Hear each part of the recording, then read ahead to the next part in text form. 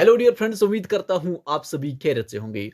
दोस्तों, आज का वीडियो बहुत ही इंपॉर्टेंट होने वाला है क्योंकि इस वीडियो में हम पढ़ेंगे role of agriculture in economic development या फिर role of agriculture in Indian economy. जो भी ये टॉपिक हैं, टाइटल हैं, इसका मेन मकसद है कि हमें जो है एग्रीकल्चर पढ़ना होता है। आपके सिलेबस में ये जरूर ये टॉपिक हैं। इस वीडियो में हम सिर्फ और सिर्फ ये कॉम्पिटिटिव एग्जाम जो है उसके उसके रिलेटेड पढ़ेंगे। बाकी ये जो एग्रीकल्चर है, ये एक बहुत ही बड़ा थ्योरेटिकल टॉपिक है, बहुत सारी चीजें हैं इसमें, लेकिन आपको सारी चीजें नहीं पढ़ने हैं, आपको फजूल चीजें नहीं पढ़नी, आपको सिर्फ वो पढ़ना है जो इंपॉर्टेंट है। तो वो इस वीडियो में मैं आपके लिए लेके आया हूं जो कि कॉम्पिटिटिव एग्जाम ओरिएंटेड है। ओके दोस्तों, तो चलिए दोस्तों स्टार्ट करते हैं। दोस्तों, क्या आपको पता है, अगर आपने कभी भी सेक्टर्स पढ़े होंगे, एक तो होते हैं ऑर्गेनाइज्ड सेक्टर, दूसरी अनऑर्गेनाइज्ड सेक्टर्स। जो ऑर्गेनाइज्ड सेक्टर्स आते हैं उसमें बैंकिंग वगैरह ये इंस्टीट्यूशन सभी आते हैं, और दूसरे अनऑर्गेनाइज्ड सेक्टर्स उसमें एग्रीकल्चर की बात करें तो एग्रीकल्चर सबसे बड़ा सेक्टर है इंडिया का अनऑर्गेनाइज्ड सेक्टर में। अनऑर्गेनाइज्ड सेक्टर में भी बहुत सारी चीजें हैं, वो आपको यहां पर नहीं पढ़ने हैं, लेकिन आपको याद रखना है एग्रीकल्चर जो है लार्जेस्ट अनऑर्गेनाइज्ड सेक्टर है इंडिया का, बहुत ही इंपॉर्टेंट है। ओके, उसके बाद current scenario of Indian agriculture आपको पढ़ना है, बहुत ही ज्यादा इंपॉर्टेंट है कि यहां से एमसीक्यू बन सकते हैं डायरेक्टली एग्जाम में। सबसे पहले देखेंगे इसका कंट्रीब्यूशन, एग्रीकल्चर का कंट्रीब्यूशन जीडीपी में, ग्रॉस डोमेस्टिक प्रोडक्ट में कितना कंट्रीब्यूट करता है एग्रीकल्चर। ओके, अगर बात करें पास्ट की, थोड़ी सी हिस्ट्री भी जानते हैं कि बहुत यहां से एमसीक्यू बनता है। 1950 की बात करें तो एग्रीकल्चर ऑलमोस्ट अप्रोक्सीमेटली 56.5% करता था। ओके, 57 भी आ सकता है एग्जाम में, 56 और 57 के बीच में आ सकता है, ये आप टिक कर सकते हैं वहां पर। इतना कंट्रीब्यूट करता है था ये 1950s में। तो फिर ग्रेजुअली डिक्रीज हो गया, और डिक्रीज क्यों हो गया? क्योंकि बाकी सेक्टर्स आ गए, इंडस्ट्रियल सेक्टर्स आ गए, सर्विस सेक्टर आ गया, और भी बहुत सारे सेक्टर्स आ गए, उनमें जो है उनका सेक्टर उनका कंट्रीब्यूशन इंक्रीज हो गया, तो ऑटोमेटिकली ये जो एग्रीकल्चर सेक्टर इसका डिक्रीज हो गया है। तो यहां पर देख सकते हो 16% 2019-2020 में इसका कंट्रीब्यूट था, और फिर ग्रेजुअली और डिक्रीज होता गया। 2023 की बात करें तो 15% है। एक बार आप भी देख लेना कंफर्म करके गूगल में कि 15% है ये ऑलमोस्ट आज का है करंट। ओके, ये है जीडीपी का कंट्रीब्यूशन एग्रीकल्चर से। ओके, उसके बाद हम देखेंगे वर्कफोर्स इन एग्रीकल्चर, बहुत ही इंपॉर्टेंट है। सॉरी, ये देख लीजिए, ये है टोटल वर्कफोर्स इन एग्रीकल्चर। अब एग्रीकल्चर में क्या कंट्रीब्यूशन रहा है ये देख लेते हैं। 73% of total working population in 1951, याद रख लेना, काम करते थे एग्रीकल्चर में। बहुत ही इंपॉर्टेंट है, यहां पर थोड़ा सा ये मिस हुआ है। अब यहां पर आपको पता है कि 73% का मतलब है अगर 100 बंदे टोटल काम करते थे, जो वर्किंग पॉपुलेशन है, तो उसमें 73 बंदे सिर्फ और सिर्फ एग्रीकल्चर फील्ड में ही काम करते थे। तो बहुत ही ज्यादा था। दैट मीन्स कि एग्रीकल्चर बहुत ज्यादा रोजगार प्रोवाइड करता था। कब? 1951 में, क्योंकि और कोई सेक्टर था नहीं, इंडस्ट्रियल सेक्टर था नहीं, सर्विस सेक्टर था नहीं, ट्रेड वगैरह होता नहीं था, एक्सपोर्ट बहुत कम होता था। तो मेनली जो रोजगार कमाने का जरिया था वो था सिर्फ और सिर्फ एग्रीकल्चर। तो सारे के सारे बंदे इसी में गुजारा करते थे। तो यहां पर आप देख सकते हो 73-74% अप्रोक्सीमेटली ये आता है इसमें। और फिर ये ग्रेजुअली डिक्रीज हो गया।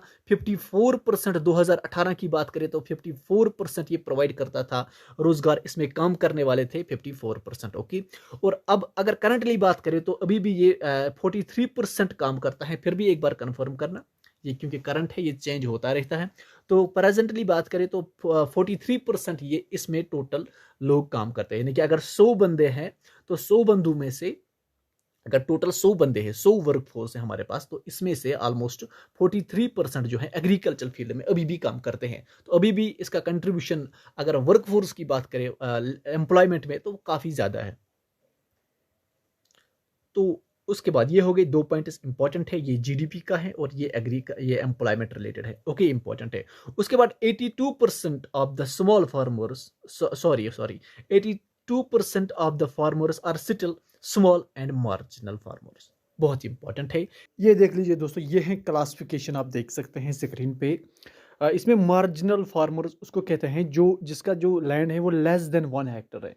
ओके, उसके बाद स्मॉल फार्मर्स आते हैं, जो कि 1 to 2 हेक्टेयर्स में आते हैं। इसी तरीके से सेमी मीडियम फार्मर्स होते हैं 2 to 4 हेक्टेयर्स वाले।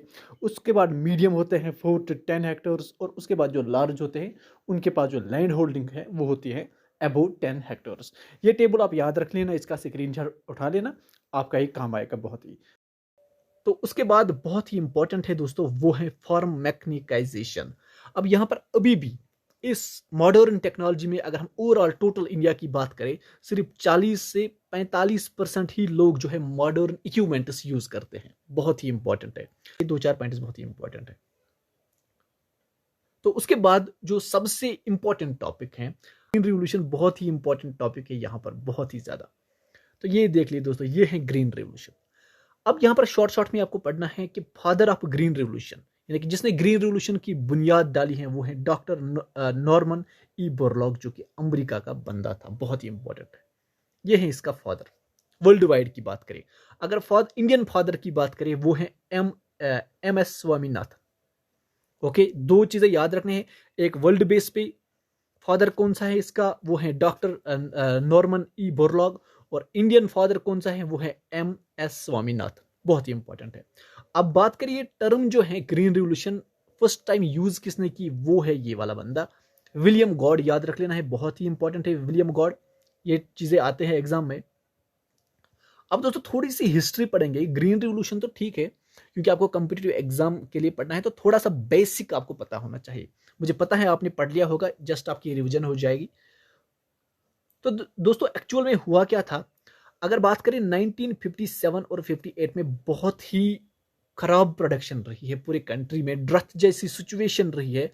तो इसको काउंटर करने के लिए गवर्नमेंट ने एक प्रोग्राम लॉन्च किया था, बहुत ही बड़ा प्रोग्राम था। 1961 में IADP का ये प्रोग्राम है, इंटेंसिव एग्रीकल्चर डिस्ट्रिक्ट प्रोग्राम, जिसका नाम फिर इंटेंसिव एग्रीकल्चर एरिया प्रोग्राम रखा गया था। बहुत ही इंपॉर्टेंट है यही प्रोग्राम, यही बुनियाद थी ग्रीन रिवोल्यूशन की। 1904 में ये प्रोग्राम लॉन्च हुआ IAAP, तो फिर यही जाके आगे ग्रीन रिवोल्यूशन बन गया, यहां पर याद रखना। 1966 में हाई यील्डिंग वैरायटी यानी कि ग्रीन रिवोल्यूशन आ गया, क्योंकि जरूरत थी, ड्रथ सिचुएशन आ गई थी 1957-58 में। पूरे कंट्री में खाना नहीं बन रहा था, बहुत ज़्यादा ख़राब सिचुएशन थी।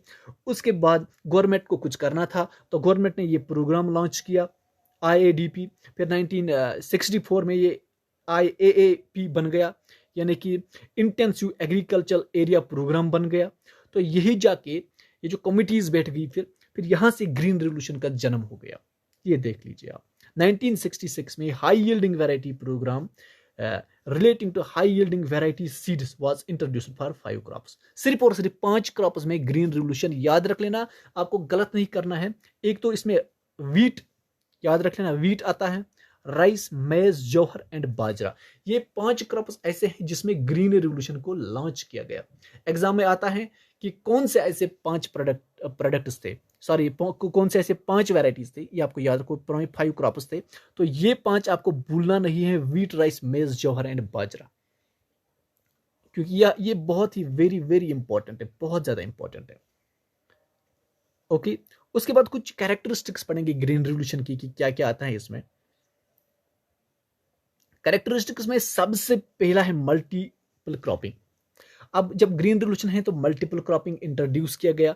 इससे पहले एक ही क्रॉप होता था, फार्मर एक ही फील्ड वैरायटी में या तो पोटैटोज लगाता था या फिर कुछ, तो फिर साल भर इंतजार करता था। लेकिन इस मल्टीपल क्रॉपिंग आ गई, बहुत सारी वैरायटीज एक साथ हम लगा सकते हैं, जो कि आज चल रहा है। तो ये इसका एक कैरेक्टरिस्टिक्स है। उसके बाद packaging inputs, high yielding varieties आ गई, where provided in areas where water supply was assured. अब ये हाई यील्डिंग वैरायटी फर्टिलाइजर्स आ गए, पेस्टिसाइड उससे पहले तो कभी था ही नहीं ये, लेकिन फर्टिलाइजर्स एंड पेस्टिसाइड्स इसके बाद ही शुरू हो गए। ये कुछ बेसिक है, इसमें आपको ज़्यादा डेप्थ जाने की ज़रूरत नहीं है। उसके बाद however green revolution was restricted to only 5 crops. ये मैं ऊपर आपको बोल दिया है, ये 5 क्रॉप्स आप याद कर लेना, बहुत ही ज़्यादा इंपॉर्टेंट है। उसके बाद बहुत ही इंपॉर्टेंट है, आप चाहे तो ये याद कर सकते हैं, क्योंकि यहाँ पर अगर एग्जाम में टफ MCQ आता है तो हमेशा यहाँ से आता है ग्रीन रिवोल्यूशन का, बहुत ही इंपॉर्टेंट है। Challenges faced due to green revolution. अब ग्रीन रिवोल्यूशन है तो चैलेंजेस क्या है ये भी देखते हैं। अब नंबर 1 पे है revolutionary rise in productivity was restricted to limited number of food grains. ऊपर मैंने पढ़ा है, बहुत ही इंपॉर्टेंट है। There has been no rise in production in pulses and commercial crops. अब मैंने ऊपर आपको पढ़ा है सिर्फ और सिर्फ व्हीट इंक्रीज हो गया, राइस इंक्रीज हो गया ग्रीन रेवोल्यूशन से, मेज की प्रोडक्शन इंक्रीज हो गई, जौहर की प्रोडक्शन इंक्रीज हो गई और बाजरा की। बाकी जो प्रोडक्शन थे जिसमें जैसे कॉटन है, जैसे पल्सेस हैं, जैसे शुगर है, कमर्शियल क्रॉप्स है, वो तो वैसे की वैसे ही रह गई। तो यहाँ पर एक जो है वन साइडेड ग्रोथ हो गई है क्रॉप्स में। तो ये एक रेस्ट्रिक्शन है, एक लिमिटेशन है ग्रीन रिवोल्यूशन की, बहुत ही इंपॉर्टेंट है। उसके बाद दूसरे की बात करें, revolution did not shifted uniformly in all regions. अब आपको पता होगा ग्रीन रिवोल्यूशन का जो मेन मरकज था, मेन इम्पैक्ट था, वो तो पंजाब यहाँ से डेवलप हो गया। पंजाब को सबसे ज्यादा फायदा हुआ, हरियाणा को फायदा हुआ, महाराष्ट्र के बहुत सारे साइड्स को फायदा हुआ, तमिलनाडु में फायदा हुआ। बाकी जो नॉर्थ ईस्टर्न उनमें तो ग्रीन रिवोल्यूशन का नामो निशान नहीं था, उनमें तो कोई फर्क ही नहीं पड़ा। जो बाकी जो साउथ में भी कुछ ऐसे रीजन्स थे जहां पर इम्पैक्ट नहीं, तो यहाँ पर जो है एक वन साइडेड ग्रोथ जैसी सिचुएशन हो रही थी। तो ये कुछ लिमिटेशन थी। अब नेक्स्ट है seeds produced under HYV technology were too expensive to the reach of small and marginal farmers. अब मैंने पहले ही बोला, इंडिया में स्मॉल एंड मार्जिनल फार्मर्स बहुत ज़्यादा है, 80% स्मॉल एंड मार्जिनल फार्मर्स हैं। अब जब ये HYV टेक्नोलॉजी यानी कि हाई यील्डिंग वेराइटीज़, ये जो सीड्स होते थे ये महंगे होते थे बहुत ही ज़्यादा। तो जो स्मॉल एंड मार्जिनल फार्मर्स है इनके पास इतने पैसे नहीं होते थे कि ये जो है इनको खरीद पाते। तो ये भी एक रेस्ट्रिक्शन में आती है। तो ये चीज़ें आपको याद रखनी है, ये बहुत ही इंपॉर्टेंट है। आप चाहो तो इसका PDF भी मैं आपको प्रोवाइड करा देता हूँ। मैं आपको एक डिस्क्रिप्शन में लिंक प्रोवाइड करता हूँ जहाँ से आप ये सभी PDFs डाउनलोड कर सकते हैं। तो अगर आपको उस पर क्लिक नहीं होता है तो आप मुझे मैसेज कर देना, ये PDF मैं आपको प्रोवाइड करा देता हूँ। तो ये सारे के सारे आप इसको स्क्रीनशॉट भी उठा देना जैसे आपको अच्छा लगे। तो अगर आपको वीडियो अच्छा लगे तो लाइक ज़रूर कर देना, साथ में हमारे चैनल को भी सब्सक्राइब कर देना। Thank you for watching dear friends.